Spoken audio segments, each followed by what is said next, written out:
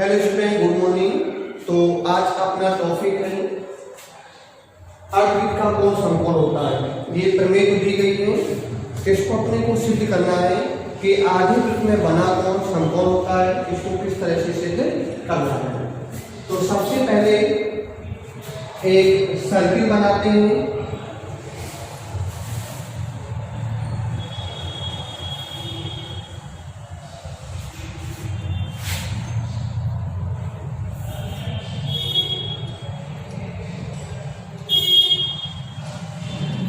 अब इस सर्किल में ये अपना सेंटर O हो गया। यहाँ पर हमने जीवा की थी, ये पहले बता दिया गया है कि वृत्त की जो सबसे बड़ी जीवा व्यास होती है। तो ये आधा वृत्त हो गया, आधा ऊपर हो गया, आधा नीचे हो गया। अब आधे वृत्त में बना भी कहीं भी कोण जो होता है वो समकोण होता है। यहाँ बना सकते, इधर बना सकते, इधर इधर कहीं बना सकते हैं। तो हमने यहाँ एक कोण ले लिया C और इसको हमने मान लिया AB और इसको AC को मिला दिया और यहाँ पर BC को मिला दिया। तो सिद्ध ये करना है कि आधे वृत्त में बना कोण समकोण होता है। तो ये आधे वृत्त में बन रहा है, तो यहाँ पर सिद्ध करना होगा angle ACB equal to 90 degree. तो उसमें क्या सिद्ध करना है?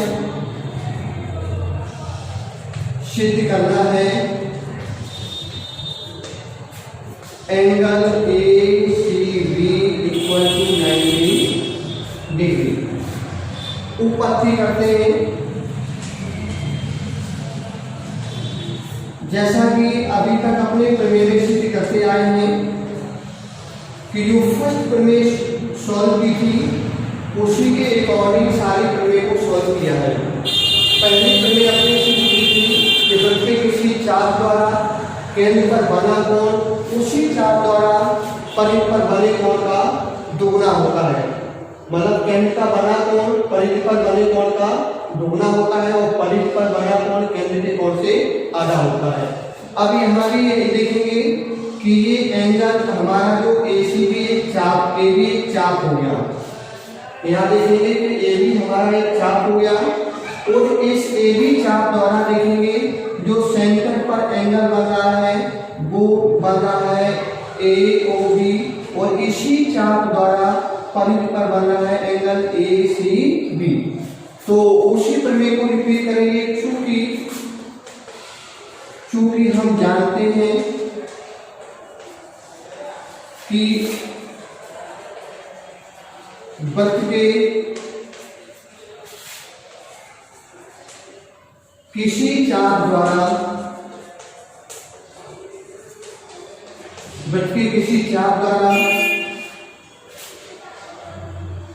केंद्र पर आंतरिक कोण या परिधि पर लिख दो, केंद्र पर आंतरिक कोण या केंद्र पर बना कोण उसी चाप द्वारा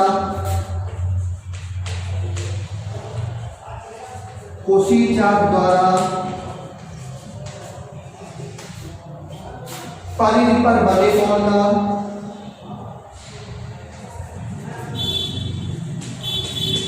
बने कोण का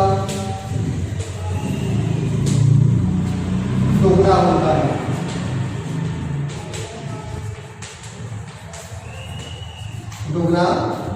है। तो क्या लिखा अपने को? क्योंकि हम जानते हैं कि वृत्त के किसी चाप द्वारा केंद्र पर बना कोण उसी चाप द्वारा परिधि पर बने कोण का दुगना होता है। तो चाप जब एक ही होंगे तो केंद्र का कोण जो होता है परिधि के कोण से दुगना होता है और परिधि का कोण जो होता है केंद्र के कोण से आधा होता है।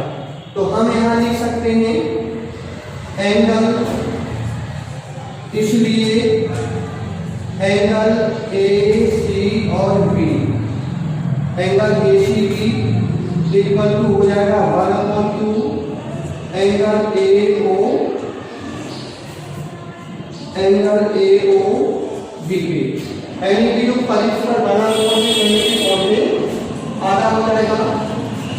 अब यहाँ देखेंगे कि जो एंगल ए और बी है वो एक लीनियर पेयर में है। लीनियर पेयर एक सीधी रेखा में हो रहा है, यानी कि एक सरल रेखा में है।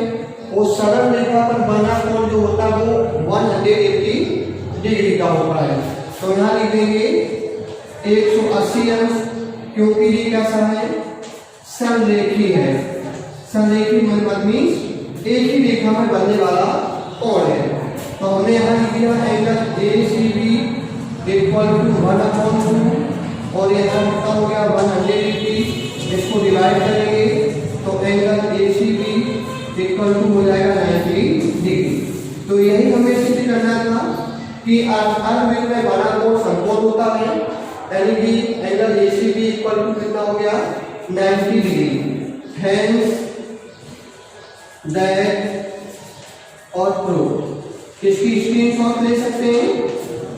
इसके बाद इसी प्रमेय से संबंधित या जो पीछे हमने कुछ और प्रमेय पढ़ी हैं, एक बार हम रिपीट कर देते हैं। जैसे एक तो यही प्रमेय हो गई कि किसी चाप द्वारा केंद्र पर बना कोण परिधि के कोण से दोगुना होता है, वो परिधि पर बना कोण केंद्र के कोण से आधा होता है। दूसरी प्रमेय थी एक ही वृत्तखंड के कोण आपस में बराबर होते हैं। जैसे जब एक ही वृत्तखंड हो, जैसे उसने बना भी दिया था, जैसे इस तरह से इनका जीवा एक ही हो गई इस तरह से, और एक ही वृत्तखंड के बने कोण आपस में भी कैसे होते हैं, बराबर होते हैं। नेक्स्ट उसमें दिया था प्रमेय था चक्रीय चतुर्भुज के समभुज कोण समपूरक होते हैं। जैसे ये वृत्त हो गया, इसमें कहीं भी कोई चक्रीय चतुर्भुज बना दिया हमने, और यहाँ ए बी सी डी। अब जैसे चक्रीय चतुर्भुज के बने कोण समपूरक होते हैं, समूह दोनों का योग, तो इसका और इसका समूह योग हो गया, यानी कि angle A plus angle C 180 degree, angle B plus angle D equal to 180 degree. एक तो ये हो गया। दूसरा इसमें आ गया कि अर्धवृत्त का कोण समकोण होता है। तो जितने ये सारी प्रमेय की हैं, उन्हीं प्रमेय से संबंधित कुछ हम सम्स जो है बताने जा रहे हैं एक्सरसाइज से, उनको ध्यान से देखिएगा।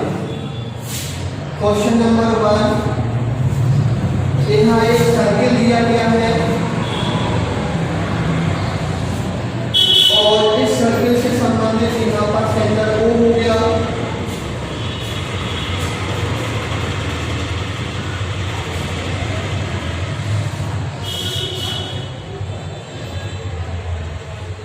इस तरह से बना दिया गया है। यहाँ ए बी और यहाँ पर सी। यहाँ पर जो है ये angle A C B 20 degree का दिया है। अब हमें इसमें एंगल ए ओ बी को ज्ञात करना है। एंगल ए ओ बी को हमें फाइंड करना है। तो हम अपने प्रमेय को यूज करेंगे। तो प्रमेय को हम यूज करने के लिए यहाँ देखेंगे, यदि हमने ए बी को सपोज दैट यदि हमने मिला दिया तो देखेंगे हमारा जो चाप हो गया ए बी, और ए बी के चाप द्वारा सेंटर पर कौन सा कोण बन रहा है, ये, वो परिधि पर कौन सा बन रहा है, ये, मतलब सेंटर पर बन रहा है ए ओ बी, वो परिधि पर बन रहा है ए सी बी। यदि हम देखेंगे तो प्रमेय पहले वाली जो है फर्स्ट प्रमेय यूज करेंगे कि किसी चाप द्वारा केंद्र पर बना कोण परिधि के कोण से दोगुना होता है। तो हम यहाँ लिख देंगे angle A O B equal to 2m into angle A C B. तो 2 इंटू ए सी बी का वैल्यू कितनी है 20 डिग्री, तो ये हो जाएगा अपना 40 डिग्री। इस तरह से हमने इसको ज्ञात किया। अब इसी तरह से जैसे देखेंगे दूसरा जो सम्स है इसका, दूसरे सम्स में दिया गया है एक सर्किल बना हुआ है और इस सर्किल में यहाँ सी ए और ये बी दिया है, इनको मिला दिया गया है। यहाँ इसका सेंटर O हो गया, OA को OB को मिला दिया गया है।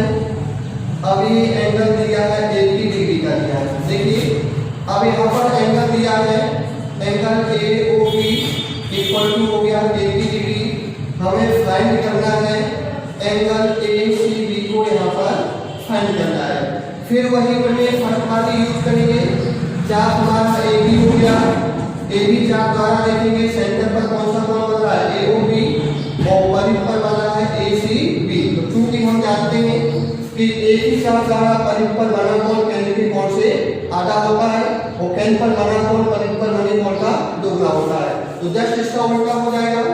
तो हम जब निकालेंगे एंगल ACB तो इक्वल टू 1/2 और एंगल AO और B, तो 1/2 एंगल AOB की वैल्यू है 80 डिग्री।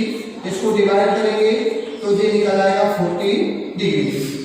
इसी तरह से इसी क्रम में देखेंगे, जैसे थर्ड क्वेश्चन दिया है। थर्ड क्वेश्चन में एक सर्किल है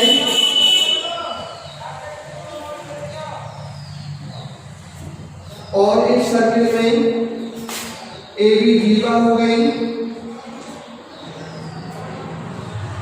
और यहाँ पर ये C हो गया,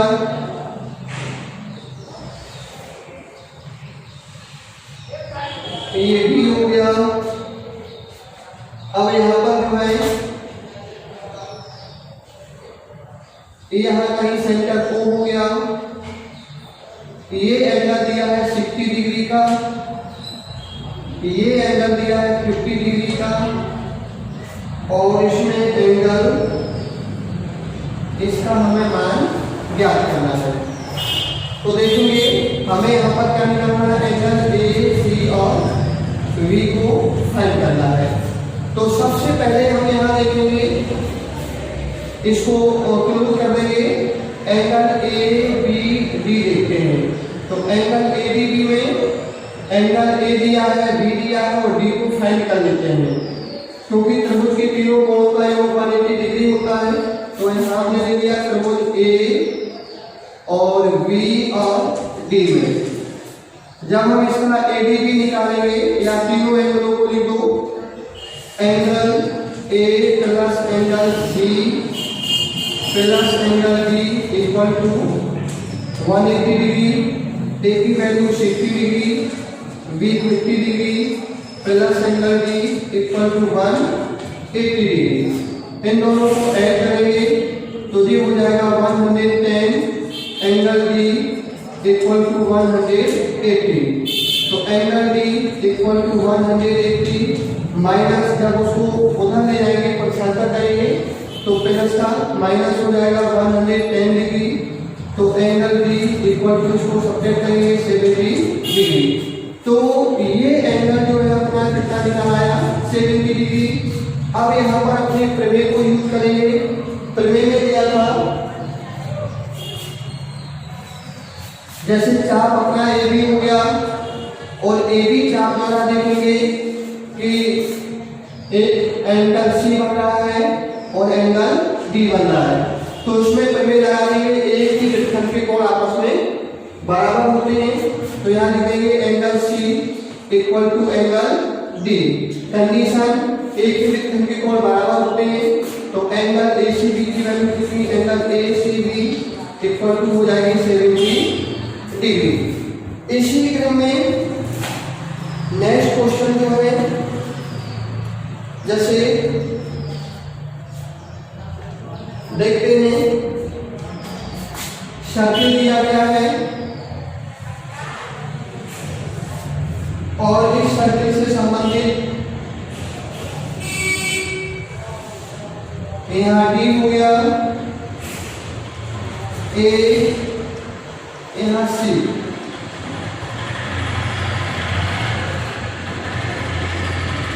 यहाँ पर O, ये एंगल दिया है 48 डिग्री का और इधर का जो एंगल दिया है वो 31 डिग्री का। अब हमें फाइंड क्या करना है, यहाँ पर फाइंड हमें यहाँ पर करना है एंगल AOC को फाइंड करना है। तो देखेंगे अभी हम मान लेते हैं हमें यहाँ से ओ से होती हुई एक सीधी रेखा खींची, दिया तो नहीं था, फिर भी इसको मान लेते हैं। अब हम यहाँ देखेंगे जो फर्स्ट प्रमेय सॉल्व की थी ओ ए इक्वल टू किसके दिया है, ओ डी ए, क्योंकि ये आपस में क्या है, त्रिज्याएं हैं। तो जब त्रिज्याएं में आपस में भुजाएं बराबर हैं तो इनके आमने सामने के एंगल्स भी बराबर हो जाएंगे। यदि हमारा ओ A equal to O D के दिया है, ये भुजा इसके दी गई है, तो इसके सामने का ये कोण और इसके सामने का ये कोण आपस में बराबर हो जाएंगे, तो ये हमारा एंगल कितना निकल आएगा। इसको हम सॉल्व कैसे करेंगे, इसमें दिया है O A equal to O D के हैं, तो जब O A equal to O D के हैं तो इनके एंगल भी बराबर हो जाएंगे।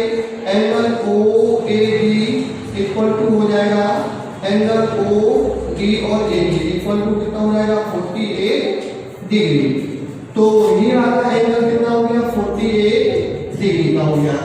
यहाँ देखेंगे इसी तरह से इस वाले एंगल में, तो यहाँ पर हो जाएगा, इसको हम दे देंगे त्रिभुज कौन सा हुआ अपना ये ओ ए और डी में। इसी तरह से इधर देखेंगे त्रिभुज कौन सा हुआ, ओ सी डी में, ओ सी और डी में। तो यहाँ पर भी देखेंगे ओ सी इक्वल टू किसके हो जाएगा, ओ डी के, ओ सी इक्वल टू ओ डी के। क्यों हो जाएंगे, क्योंकि ये वृत्तीय त्रिज्या है, वृत्तीय त्रिज्या आपस में बराबर होती है। जब इनकी त्रिज्याएं बराबर हो गई, ये भुजाएं बराबर हो गई, तो इनके सामने के कोण भी बराबर हो जाएंगे।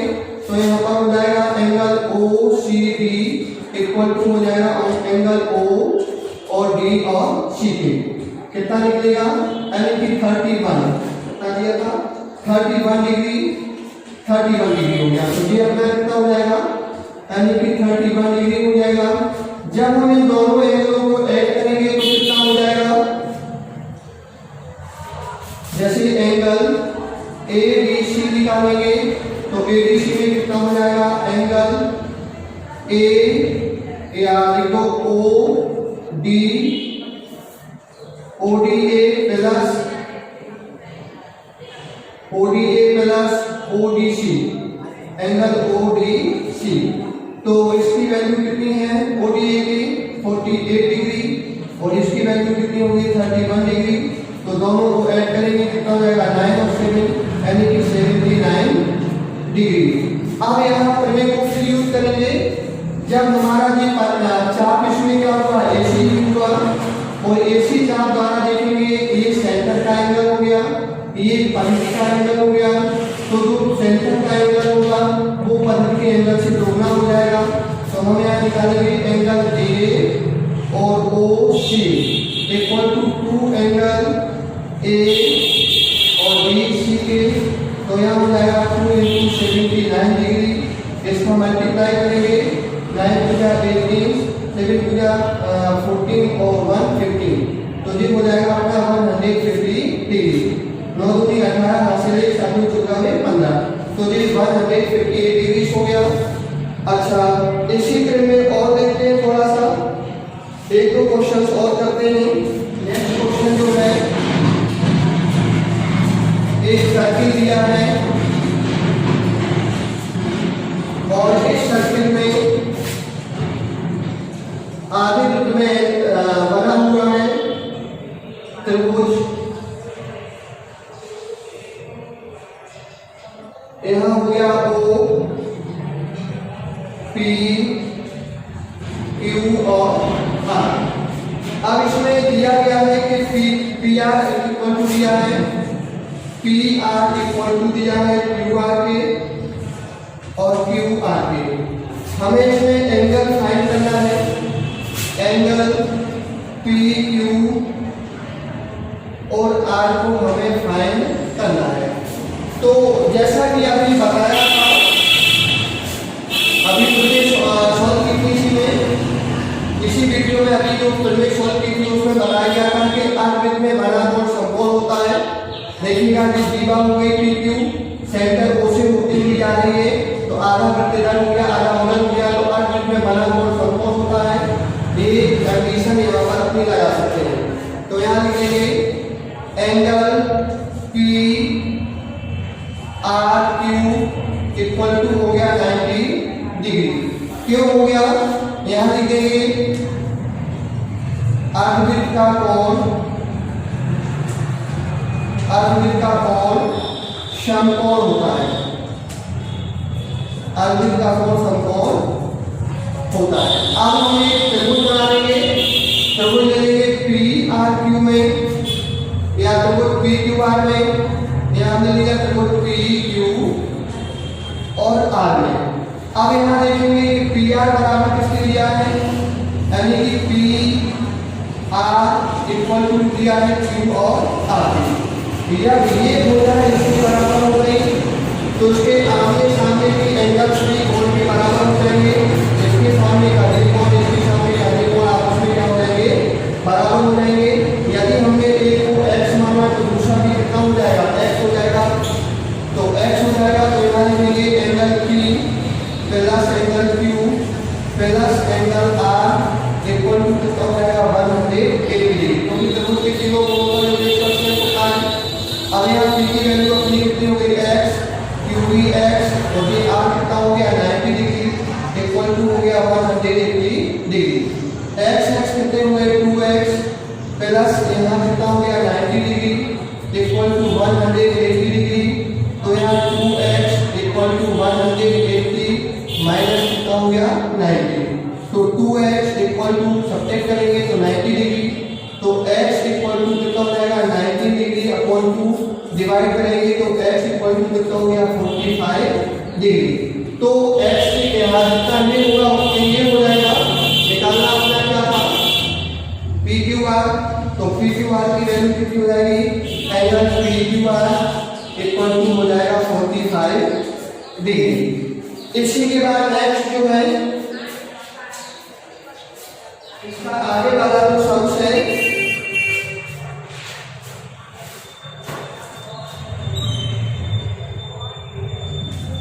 जैसे एक सर्किल दिया गया है,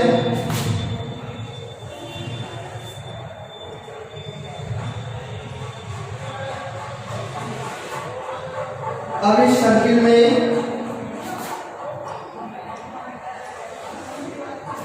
ए ओ बी दीवा हो गई, व्यास हो गया,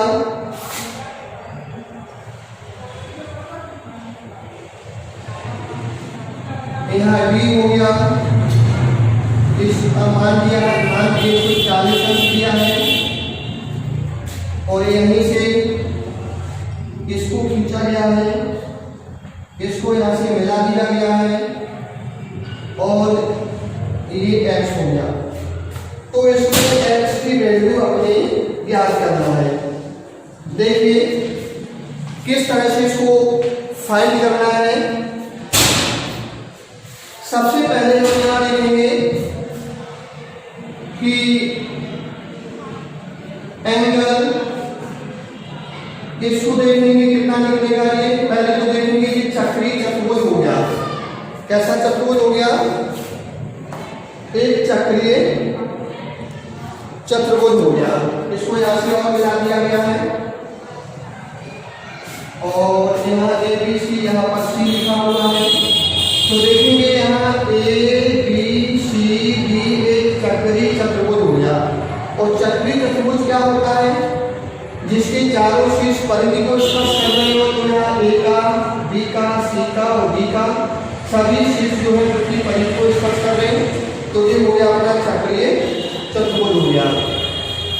अब प्रमेय में आपने दिया था कि चक्रीय चतुर्भुज के प्रत्येक युग्म का जो योग होता है वो 180 अंश होता है। तो इसका प्रत्येक योग मतलब यहाँ angle A plus angle C 180 हो जाएगा, angle B plus angle D जो होगा 180 हो जाएगा। ये पूरा दिया गया है। अब हम इसको लिख लेते हैं angle B plus angle D. तो angle B plus angle D equal to हो जाएगा 180 डिग्री। अब angle B plus angle D का मान कितना दिया है 140 अंश इक्वल टू हो गया 180 डिग्री। तो angle B equal to 180 minus 140। तो एंगल बी इक्वल टू घटा देंगे कितना हो जाएगा 40 अंश। तो एंगल बी का मान जो निकल आया वो अपना हो गया 40 अंश आ गया। अब यहाँ देखेंगे हमें फाइंड तो एक्स करना है। अब यहाँ देखेंगे कि एंगल जो ACB है, एंगल ACB इक्वल टू हो जाएगा 90 डिग्री। कंडीशन लगा देंगे कि अर्धवृत्त का बना कोण, अर्धवृत्त का कोण समकोण होता है, समकोण होता है। देखिएगा यहाँ अर्धवृत्त में एंगल बन रहा है, कहीं पर भी बने तो समकोण होगा। अब यहाँ त्रिभुज कौन सा ले लेते हैं, ABC ले लिया, तो हमने यहाँ ले लिया त्रिभुज ABC। तो त्रिभुज के तीनों एंगलों का योग 180 होता है। तो angle A plus angle B plus angle C equal to 180 degree. X plus B का मान हो गया 40 और C का हो गया 90 बराबर 180 अंश। तो X प्लस 90 40 कितना हो गया 130 अंश बराबर 180 अंश। तो ये X उसका उधर जाएगा, पक्षांतर करेंगे तो 180 अंश माइनस 130 अंश घटा देंगे तो X की वैल्यू कितनी होगी 50 अंश। तो इस तरह से जितनी भी सारी प्रमेय हैं उन सभी का हमने इस सम्स में यूज करना है। जो 9th के जो बच्चे हैं उनके लिए हम बता देते हैं कौन सी एक्सरसाइज 10.6 से संबंधित, उसमें बहुत सारे आगे पीछे यानी कि क्वेश्चंस दिए होंगे वो, तो सारे जो सम्स थे इन्हीं प्रमेय से संबंधित है, उनको आप सॉल्व कर लीजिएगा। नेक्स्ट अगले वीडियो में किसी नए टॉपिक के साथ मिलेंगे।